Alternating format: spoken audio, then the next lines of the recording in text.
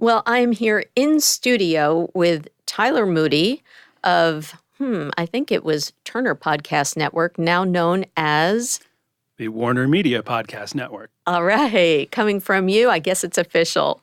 And on the phone, we have Alli Romano of the Alli on Audio journalistic fame for MediaVillage, one of our columnists. Hey, Alli. Hello, E.B. Hello, Tyler. Hello. Great to join you. Thanks for calling in from Denver. Wow. So we're all together here, and I wanted to kick things off by getting Tyler to explain what he does. But the reason why I want him to explain it is because we were talking about how he explains it to his 5-year-old son. And I think that that's the best way. Talk to me like I'm a kindergartner. So I was driving him to kindergarten one morning, and for whatever reason, he asked me, what I do at work. I guess because after I drop him off, I go to work. And trying to make it as simple as possible, I told him that I help people make radio shows that people listen to on their phone, and I help our company put advertisements or commercials in those shows. Mm-hmm. And he said, "Oh, I don't like commercials." And I said, Okay. "Well, you better. Out of the mouths of babes. Yeah, I said, you better get to know it," and explain to him a little bit about the financial side of things. Okay, like it pays for the house and stuff. Pays for the car we're in right now. Otherwise, you're going to be working. Yeah, exactly, Okay. yeah. Great. All right. Well, now that we understand what you do, I'm excited. We're going to get some insights from Tyler Moody of the WarnerMedia Podcast Network. You're getting Insider InSites from MediaVillage.com. MediaVillage is the media, marketing, and ad industry's home for exclusive thought leadership with content by and about agencies and networks, digital experts, and tech providers, with villages of content focused on everything from sports media to creativity. Explore MediaVillage.com for more. And now, let's get some insights. Okay, so we have a lot of questions for you. I'm going to start things off, Tyler, with Alli Romano picking it up after that. But I get the softball question. We were talking a little bit about, how you got into the space. And I have to say that one of the stories that I heard is that you were working at Turner and that there were all of these shows and all of these, CNN had a podcast and Bleacher Report had a podcast and what have you. And you said, how come we're not pulling this all together? So you being the guy who came from a news radio background, how did you have the entertainment brain to pull this all together? What was the light bulb moment for you to create the podcast network? Well, I did have a news radio background, and prior to news radio, I definitely had an interest in more entertainment radio. And listen, I just love audio to begin with. I mean, radio's been a lot of my career, and that's transitioned to podcasting. I love the experience of listening. I love the connection that listeners have with hosts and shows, and the imagination, theater of the mind. Mm-hmm. These are all old ideas, and I've always been bullish on the growth of podcasting. As long as I've seen it, I've kind of thought like this is going to be a thing. And being at a company as big as Turner was, and now even bigger as WarnerMedia is, I was looking around the company to try to understand how are we going to take advantage of this space. And one, I didn't think we were doing it right. And the idea was, let's combine our efforts. Let's get some immediate scale. And really one of the, when I explained it to Coleman Breland at Turner at the time, he looked at me and said, why aren't we already doing this?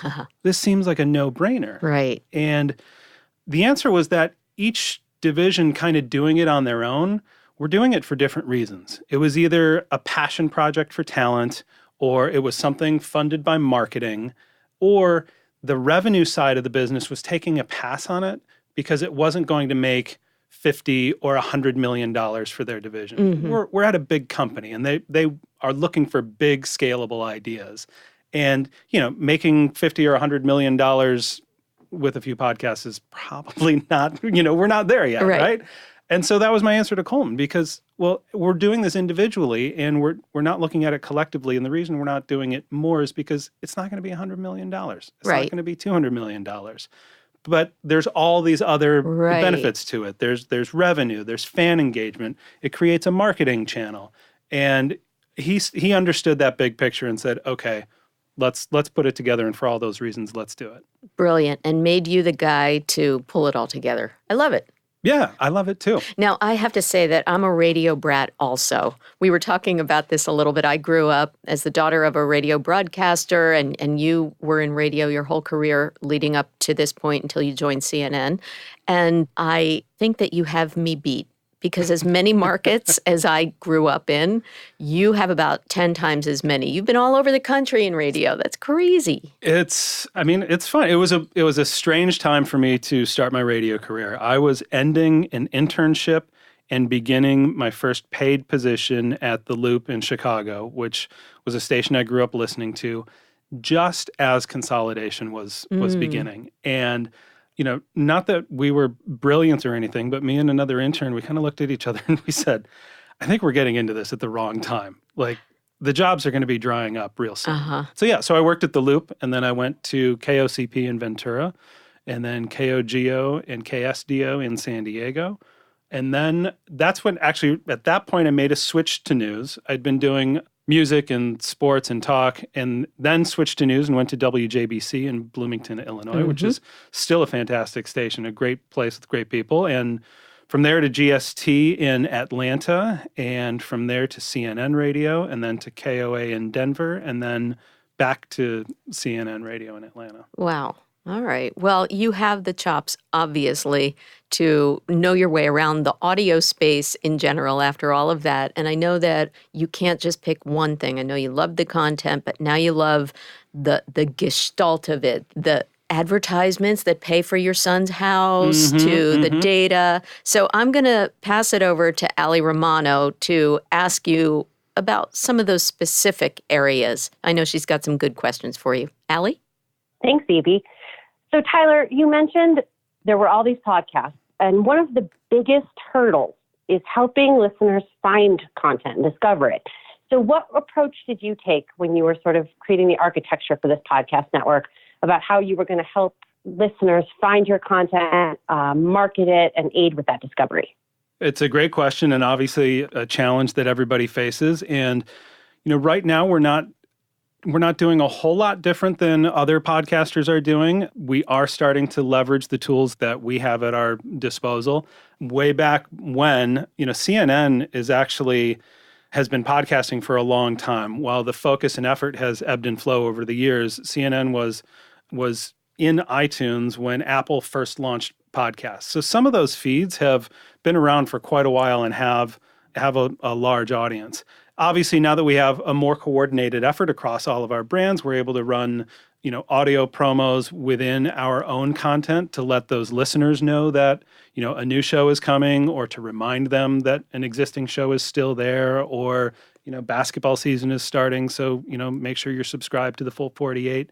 But we have other opportunities that we're tapping into. For example, our airport network. And last year during the holidays, we ran some video ads on the airport network, letting people know about the news and sports shows we have, the entertainment shows that we have. And those ads were designed to be viewed and not necessarily heard, because I travel a little bit and I know what it's like sitting in a gate waiting for a plane. But that's just one of the places. Obviously, CNN.com is, one of, if not the biggest website on the internet, and letting people know there. And Bleacher Report will also surface podcasts in their team streams. So people that are interested in a specific team, if one of the shows is mentioning their team, they'll be able to listen to a podcast inline in their app.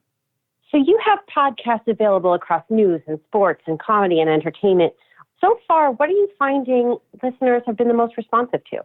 It's a logical and good question, and tough to compare apples and oranges. Part of the success of a podcast, whether you're professional or amateur, is sticking with it and how long you've been at it. The fact that some of those CNN feeds have been out there for a long time and have garnered a big audience, it's tough to compare, say, Anderson Cooper's feed to something newer like, Full 48 or Football Ranks from Bleacher Report. And then everybody's success metric is a little bit different. So I would say that for all of the audiences that our shows do have, and this is not going to be a shocking statement, those audiences are super passionate and engaged. There's definitely different sizes across the board, but that passion and engagement is something that we see with every genre. Tell us about the development process. How are you involving show creators and personalities such as CNN hosts or Bleacher Report experts into podcast creation? Does your team kind of go out and look for ideas? Are people coming to you with passions and projects they'd like to launch? It's happening both ways. And, as I mentioned before, Turner was a big company, and now WarnerMedia is an even bigger company.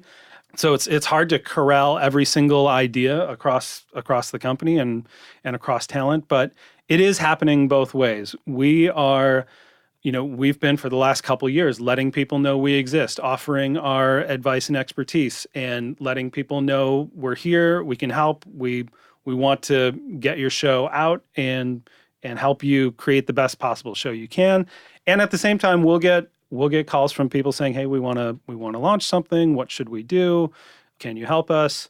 And sometimes, there will be something coming from CNN's doc unit later this summer, and they started working on their project, and they didn't know that I existed and that my team existed and that we were there to help them.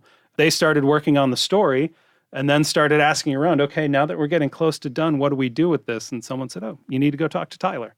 Nielsen put out a report recently saying that 64% of podcast listeners think the ads that they hear in podcasts are a good fit. How are you matching brands with your content, and how are you involving brands in the Warner Podcast Network? Well, that's a great question. If you look across, I'm sure there's other reports too pointing towards who the advertisers are in podcasting. And, there's certainly a lot of direct response, and we've worked with a lot of the traditional podcast advertisers. We've also worked with some of the more bigger brand advertisers like Ford or American Express and TD Ameritrade. Everybody seems to have kind of a different take and a different strategy on it. Some larger brands have asked me to come talk to them about podcasting, and they told me up front, "Don't come give us a sales pitch, but we just want to understand, what is the space?" And, when I explained to them some of the limitations around data and some of the other best practices, they're like, "Okay, great, thanks. That doesn't sound like that's for us." Where other places, they'll almost the way Turner had internal passion projects of talent wanting podcasts, agencies and brands have people that work there that are avid podcast listeners, and they'll be telling their bosses, "We've got to be running ads in podcasts." They'll be the evangelizers. Yeah. So we'll work with advertisers and try to match them appropriately with the content and talent that we have, the tone and tenor of a show, and do our best to deliver a good message for them and an audience. Are there any examples of where a baked-in ad or a voiced ad really outperformed all expectations? And what kind of anecdotal information are you getting back from some of your advertisers? That's an interesting push-pull between advertisers, agencies, and publishers. How much data they want to share with us, after a test buy. I think for us, the biggest indication that something's working is when they renew. Good one. That's right. That's right. You mentioned limitations on data. That's a frustration that podcasters and publishers have across the industry. What would you like to see? What kind of metrics would really help advance the media and make a stronger case for you when you're talking to brands? That's an interesting question and something I've thought about a lot. I don't know that I have, the one answer that's going to make everybody happy or necessarily, pushes the industry forward. And I'm also undecided as to whether or not there needs to be an answer to push the industry forward. I think that every platform sort of has its measurement problems. Obviously, connected devices and digital devices returning, device IDs or crux IDs and things is giving a lot of deep analytics into digital consumption. I think that, years ago, radio had trouble with their measurement and switching from diaries to PPM. And even though I work for a TV company, I'm not versed in the TV measurement, but I would imagine that they've had their growing pains too. I think that while we certainly can improve podcast data, and everybody is going to work to do that and make it better, I think there also needs to just be a comfort level that it is what it is. Radio has their measurement, TV has theirs, digital platforms have theirs, and podcasting has its own unique space where, we've got download numbers and some additional data around that, and it's going to improve, but it kind of is what it is. And I mean that in a positive sense, not like, oh, it is what it is, deal with it. But it's its own thing. And the data is good and valuable. The larger organization ranks really well among the ad community for data and analytics and also tech and things like that. So now you're part of a team that has a great reputation in that space. But I also know that you believe that the passion, and as you said, are the advertisers coming back and are the listeners coming back? And are they choosing to spend time with you as an important kind of soft metric? Absolutely. So if I hear you right, E.B., I hear you saying there might be an opportunity for a company like ours with a division like Xandr to do something special in the podcast space. Is that what you might be saying? You are kind of hearing that. Yeah. What do you think? I think that's brilliant. And I think that, hearkening back to my original pitch to Coleman Breland years ago, I also let him know this is mobile content, consumed on mobile devices. And in the future, that might be something that our company would want to be a part of. And the fact that you're doing such great cross-promotion, as Alli pointed out, and the examples that you gave, I love that. So you are really being cross-screen, especially if we include podcasting as a screen. You're part of a huge organization of a lot of content and a lot of opportunities. Yeah, and it's something that I, as an audio person who's been at a TV company for a long, long time, I don't want to ignore an audience just because they're not looking at the screen. And I think that larger companies are waking up to that opportunity, right? And we're all competing for people's attention, period, whether they're looking at something or listening to something. And so in somebody's daily routine of consuming media and entertainment, information, whatever it is, of course, I want them watching our shows on our networks either live or on demand at night. And then the next morning when they make their commute, they're listening to the podcast that gives them the story behind the story or, the post-show discussion. Or maybe it's just something completely separate. They watch our shows at night and they're listening to something else in the morning. That reminds them the NBA playoffs are on TNT tonight. Right. Actually, I don't want to steal Alli's time, but something that is sort of germane to that is you cross-promote across your own family, but then you also partnered with, I think, Cadence 13 on that terrific recent podcast about the Black Dahlia murder. Yeah, root of evil. Yeah. So what are the times and the rationale for partnering outside of the WarnerMedia family like that? So I think that the rationale and reasons and times when we do that will be evolving. The Root of Evil project was a great one. And loved it, man. And a great show. And if you look at, this is where sort of podcasting is not necessarily different from any other media type. If you look at our news and sports properties, a lot of that production happens in-house, right? CNN shows are produced by CNN, other than some of the limited series and films. And on our entertainment platforms, there's a lot of shows that they're commissioned. They're bought from production companies. They're scripts that are optioned, et cetera. And so I think, the same thing, you'll see the same kinds of things in podcasting where we'll have different models for where the production of content comes from. Brilliant. Alli, grill them some more. I want to ask about your podcast listening, Tyler. What was the first podcast you listened to? What have your experiences taught you about what listeners want and need out of experience? I'm going to have to think about the first podcast I listened to. That's going back a while. Please don't say Serial. No, it wasn't Serial. I mean, I listened to Serial. Of course, it's required listening. It was before then. So, one thing, I will answer this question, Alli, but one thing, I do get asked this a lot, even just inside the company. Well, what do you listen to?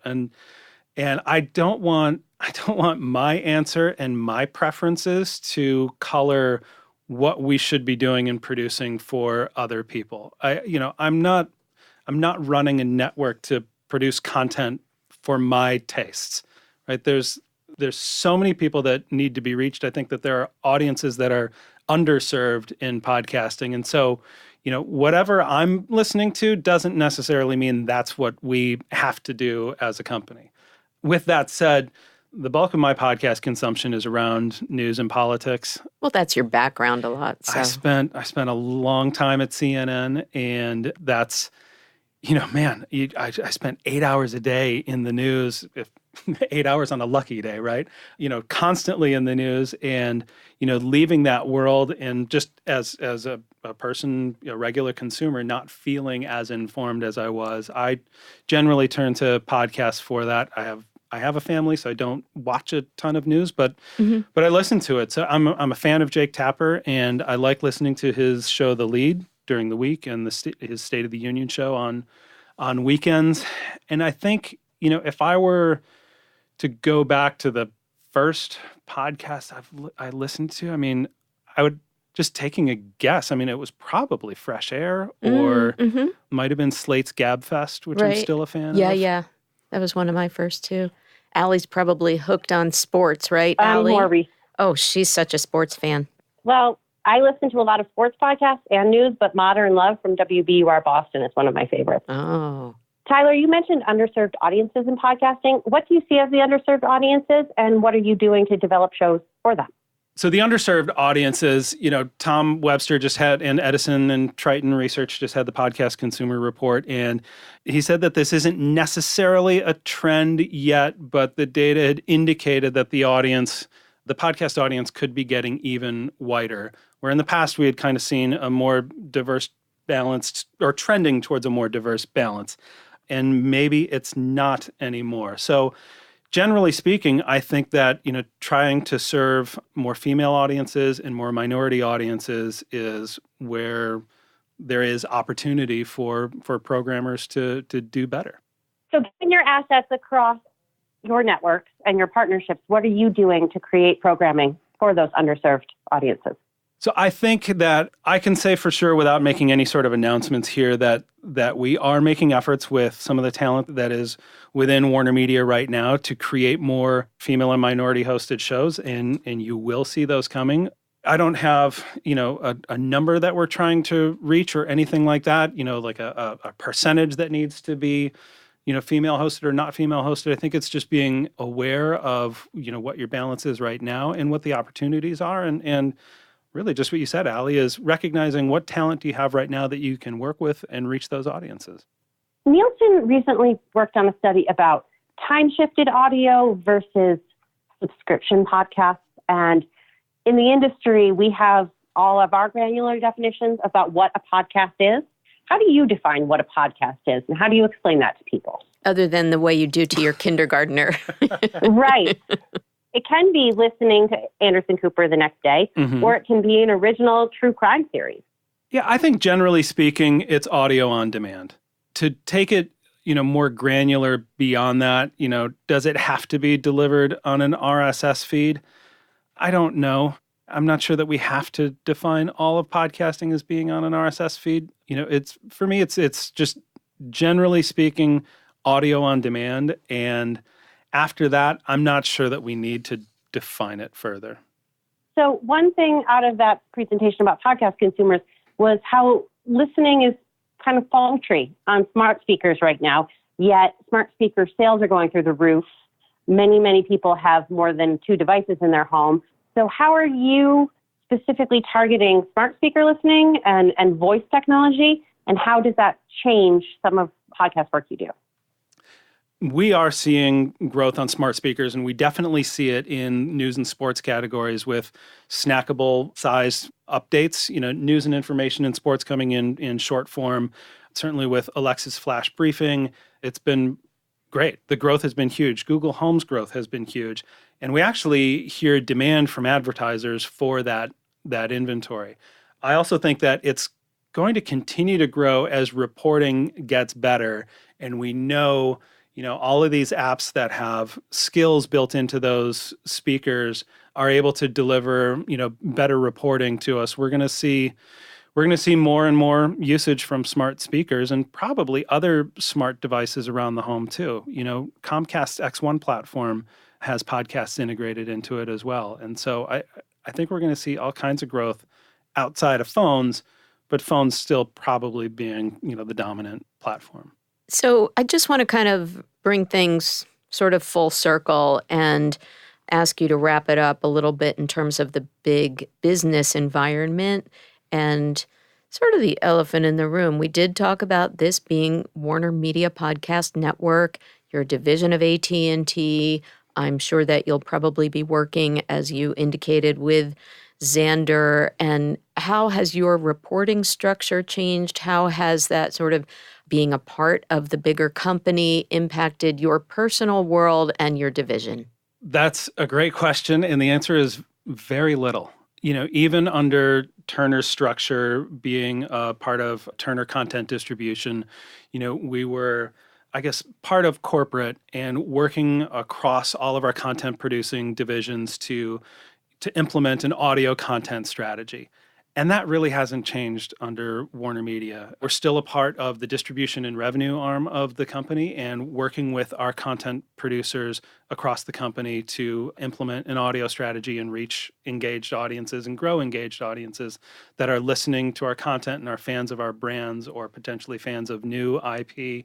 I honestly see it as a whole new opportunity. There's barriers being broken between content producing divisions and more conversations happening across the company right now. So I think it's a great time and a great opportunity. And will you participate in whatever next incarnation we have of any podcast upfront this year? Yes, we've been there. We've been there the last couple of years, and we plan to be there again this year. We just had our first West Coast one ever. So, yeah, I think we're growing. Yeah, right? maybe we need, industry. there's a Third Coast Festival. Maybe we need a Third Coast upfront, too. I love it. Well, I think we got a lot of great information. I really appreciate you coming up all the way from Atlanta to be with us in person, and Alli calling in from Denver, Alli on audio. And Tyler Moody, I am just such a fan of everything that you're doing with helping us promote our love of podcasting and enabling advertising and listenership. Thanks for having me. I could talk about it all day. I love talking about podcasting. All right. We're going to keep going now, even after we turn off the mics. How about that? Sounds good. All right. Thanks, everyone. Thank you. All right. Well, that was a great episode. Tyler Moody of the WarnerMedia Podcast Network. This was episode 33 of Insider InSites. I'm E.B. Moss from MediaVillage, and I hope that you will listen, rate, review, share, because we got to keep growing those podcasts. Thanks a lot, everyone. You've been listening to Insider InSites from MediaVillage. This show was produced by Hanger Studios in New York City. For more information, insights, and thought leadership, visit MediaVillage.com.